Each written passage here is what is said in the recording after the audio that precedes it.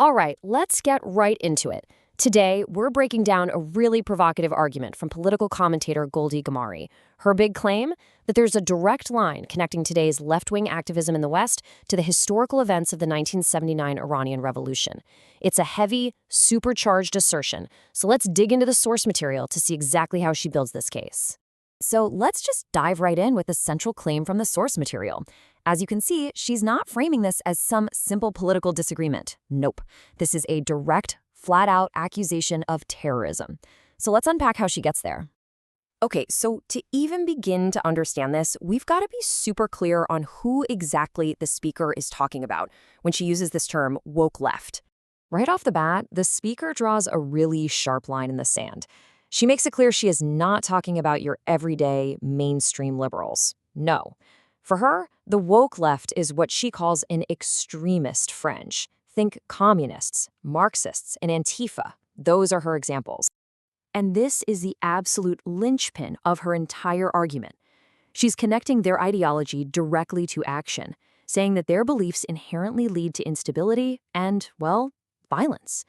This is the foundation for the whole historical comparison she's about to make. Okay, so now things get really interesting because the argument pivots to history to back all this up. The speaker uses the 1979 Iranian Revolution as, the key historical example for what she says is happening right now. And this is the core of that historical parallel she's drawing. Her whole point is that the revolution wasn't just one single movement. Instead, it was a coalition, an alliance, of two groups you really wouldn't expect to work together.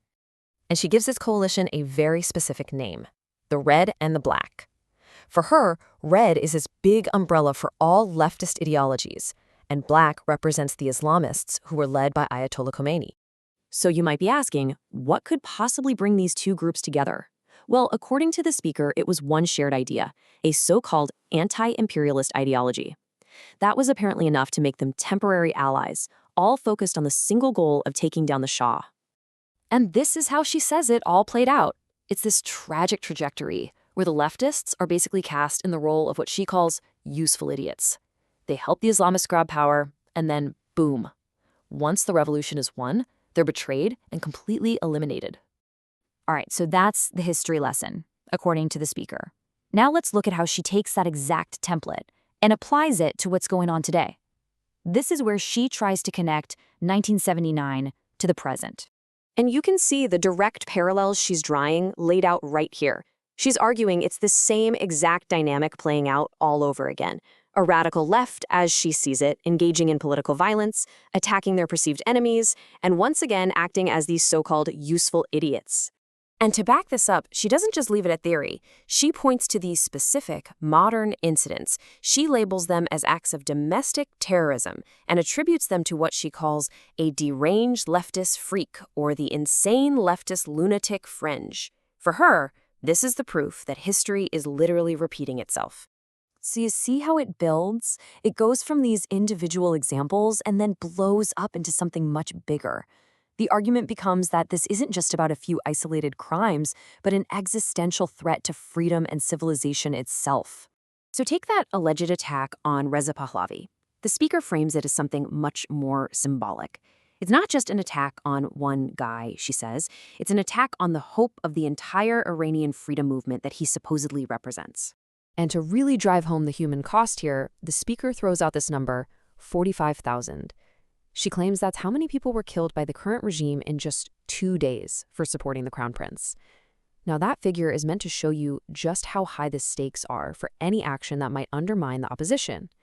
And this is where she brings it all together, right? She explicitly says that the actions of these alleged leftists in the West are a direct assault on the people who have died and on the people who are still inside Iran fighting for their freedom. So all of this builds up to her final warning, her big call to action, which is based on the lessons she believes the world should have learned way back in 1979. She even brings up a common Iranian chant to make her point. The idea is to show that opposition to leftists isn't just her opinion. She's arguing it's a fundamental part of the Iranian pro-democracy movement itself. It places leftists right alongside the ruling regime as an enemy of the people. And that brings us to her final powerful declaration. She's basically framing today's political situation as a second chance, a new fight against an old foe. It's a chance, in her view, to stop history from repeating itself. So, after all that, we're left with this really big question at the heart of her whole argument. Is she onto something? Is this a genuine historical pattern playing out all over again in the West? Or is she just taking a powerful word like terrorist and using it as a political weapon to shut down her opponents? Understanding her argument is one thing, but figuring out where you land on it, well, that's the challenge she leaves us with.